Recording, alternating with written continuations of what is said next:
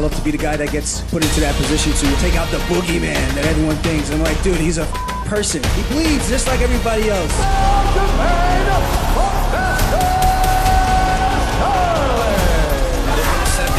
Steps over, and this one's tight. Statement made by Aljo. A fight that erupted the most controversy we've ever seen in recent memory is finally getting a second act, when bantamweight champion Aljamain Sterling faces off against Russian interim champ Petr Yan. The controversy from the first fight was regarding the illegal knee Petr threw in the fourth round. The Russian was winning the fight, and the momentum was definitely swinging his way when he landed a knee to a downed Aljo, which concussed the current champ to the point where he could not continue the fight. Everyone claims that Yan is going to dust Aljo in the rematch, but Sterling's keen to prove everyone wrong. This is definitely a matchup to look forward to, so without further ado, we here at Athlete Central are here to tell you everything you need to know about it in this Ultimate Fight Breakdown. The first fight. Let's delve deeper into the first fight.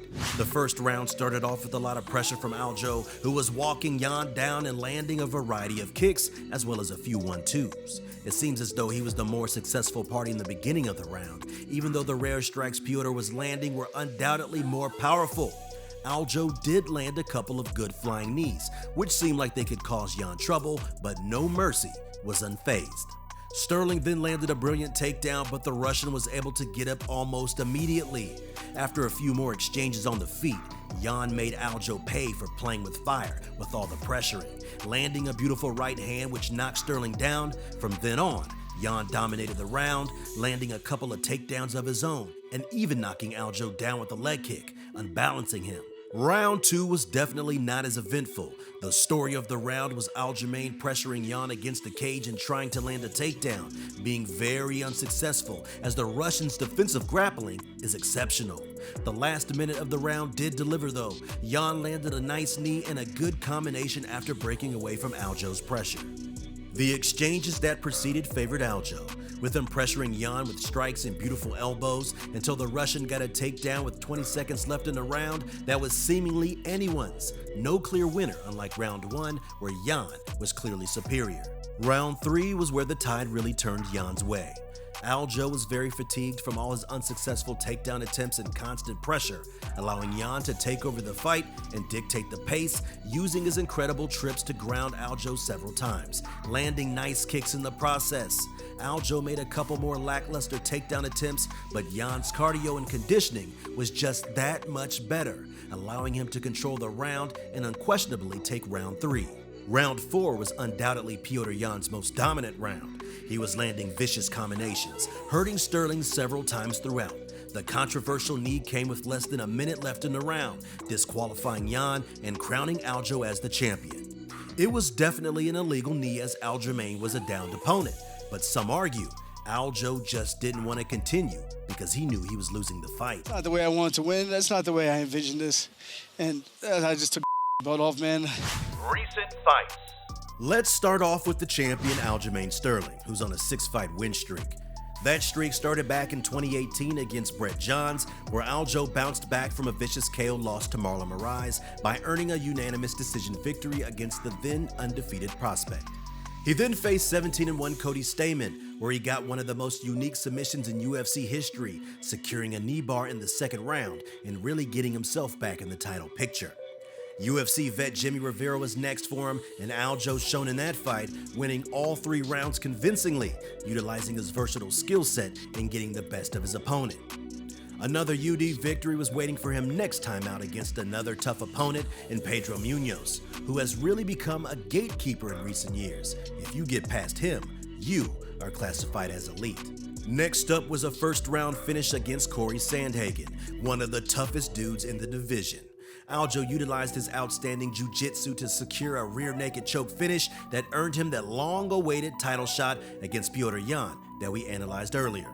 Moving on to Yan, actually, the Russian faced the aforementioned Sandhagen in an interim title fight back in October, delivering one of the fights of the year in a striking fan's delight.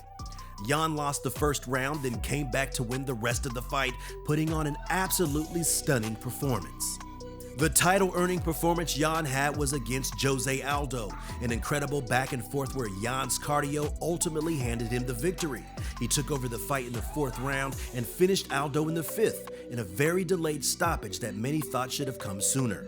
What earned him a title fight was a brutal KO of UFC legend Uriah Faber, where No Mercy put on an absolute beating on the California Kid to really cement himself in the title picture. His unanimous decision victories over Jimmy Rivera and John Dodson only beef up his resume further. Attributes. This is a fight between two fighters in the prime of their careers. Aljo is 32 and Jan is 28, which is relatively young for an elite fighter. Both fighters are 5'7", but Aljo has a considerable 4-inch reach advantage, being 71 inches, 4 inches longer than Jan's 67 reach. Striking. The consensus is that Jan is the better striker, while Aljo is the better grappler, so we'll see if the statistics back that up. In terms of significant strikes landed, Jan as the boxer expectedly trumps Sterling, landing 5.98 per minute, over one more than Sterling's 4.84, which is understandable given Sterling's wrestling-based fighting style. Jan also beats him out when it comes to accuracy, but only marginally so, landing a 52% rate compared to Aljo's 49%. The most surprising statistic in this section by far is the strikes absorbed. I mean, Aljo's style would mean he absorbs less strikes, but the margin at which he does it is absolutely outstanding. The champ absorbs around 2.2 significant strikes per minute. Jan absorbs almost double that amount at 4.14. Jan is an astounding boxer, so that stat is extremely surprising. The Jimmy Rivera and Corey Sandhagen fights probably contributed to that a lot. Come to think of it, Jan has actually been outstruck in 3 of his last 5 fights. He lands the more effective punches though, and that's what makes him so great. That's also what might have made him great at his previous job. Fun fact. Petr used to work as a bouncer. Despite his size, the master of sport in boxing had no problem dealing with larger drunk men, keeping the bar in Omsk where he was working safe and secure. Petr also has Chinese roots, which explains his surname, Jan, which is of Chinese origin. Okay, now back to these stats. The fighter's striking defense is almost identical, 63% for Aljo and 62% for Jan. When it comes to power, it definitely has to go to Petr, who has 7 wins via KO/TKO from his 16 victories, while only 2 of Aljo's 22 victories have come in that manner. Grappling.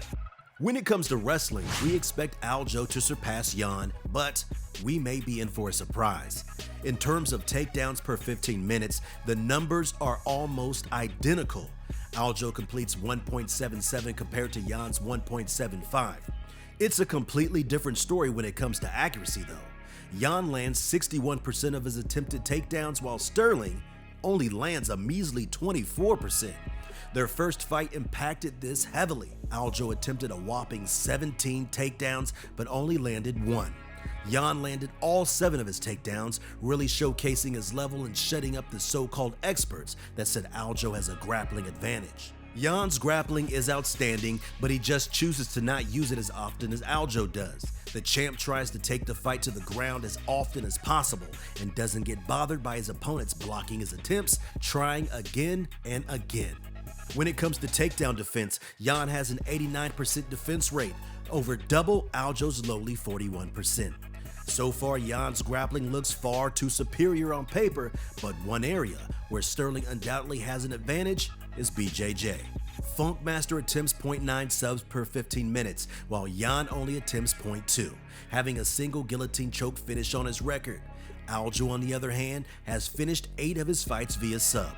The rear naked choke is undoubtedly his go-to. He got 3 of them in a row before signing with the UFC, and his high-profile win over Sandhagen also ended that way. He also finished fights via arm triangle and guillotine choke and that rare knee bar we talked about earlier. Prediction. Given the first fight, Aljo definitely has to adapt and try a different strategy. Clearly, Jan is not going to be fazed by his takedown attempts, having the technique to defend them and the cardio to not be fatigued by his pressure. An option is to try a different takedown, maybe something outside the box like an Imanari roll, as Aljo is so skilled at BJJ. Working on his cardio for this fight is paramount. It's clear Jan is not going to slow down, but Aljo definitely did last time out.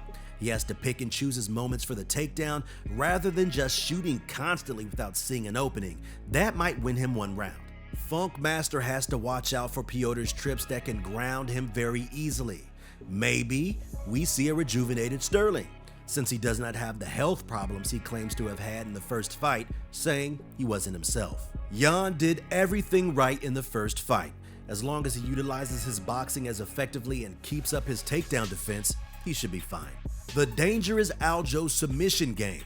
He has to protect himself at all times and not let Aljo get anywhere near his back, because if he does, that might spell the end of the contest. Petr Yan is favored to win at a -310 betting line, while the champion is a whopping +265 underdog. Thank you guys so much for watching today's video. Who would you guys put your money on? Drop your fight predictions in the comments below, and make sure to like and subscribe to never miss an Athlete Central video. Until next time.